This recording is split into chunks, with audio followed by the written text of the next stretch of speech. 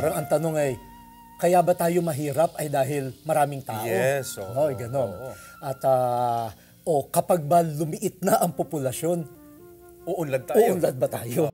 Ang sabi kasi ng ibang experts ay ang problema raw ng Pilipinas mukhang hindi yung maraming tao, kundi maraming taong nagsisiksikan sa iilang lugar. Ang dami nakatiwangwang na mga lupa. lupain. Yan ang isang mahalagang malinawan na ayaw ng simbahan na ang bawat tao ay matingnan natin bilang ugat ng problema ng kahirapan. Kasi Bishop, positively ang tingin ng simbahan sa tao ay yaman. Kayo po ay napupunta sa maraming mga bansa, di ba? Halimbawa sa Europa. Kung saan kukunti ang mga tao, di ba?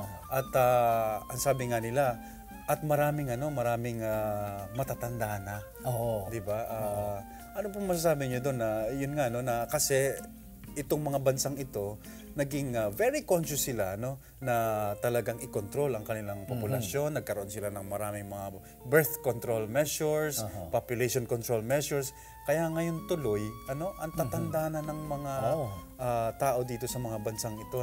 Kaya parang when they look at the future, parang bleak. Yes, very bleak. At nakakatuwa nga parang yung so-called progress na natamasa pansamantala, panandalian dahil kaunti ang pinakakain. Ngayon nakikita nila mukhang hindi masusustain. Kasi kailangan ng tao na magtatrabaho para yung kanilang income, yung kanilang taxes ay makasusuporta sa tumatandang population.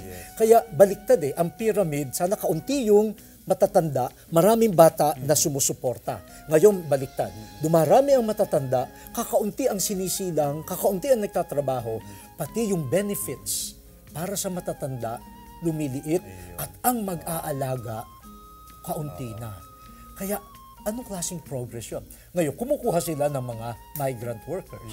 Kaya yung mga Pilipino, kailangan pumunta doon. Mga Indian, kailangan pumunta. At isa pa, galing lang ako sa Papua New Guinea. Ang populasyon ng Papua New Guinea, buong bansa, 6 million lang. Wow. Napakakaunti. Pero hirap na bansa. Hindi porke kaunti ang tao ay may yayaman na bigla. Kita ko ron, kung gaano kahirap yung ibang mga mga tao doon sa Papua New Guinea. So parang sinasabi niyo, Bishop, wala talagang walang direktong ugnayan na pag ang isang bansa kokonti yung tao, yayaman agad, di ba? Oo. At yun ang inaano nga na pinupunto ng simbahan.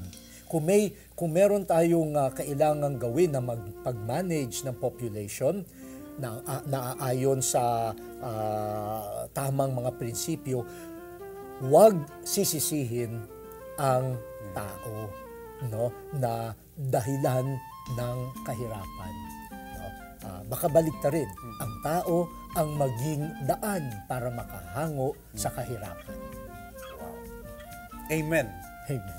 So maraming salamat sa isang linggo tutuloy pa natin ito Sige po, Bishop. At marami pa tayong sana marami pong maliwanagan.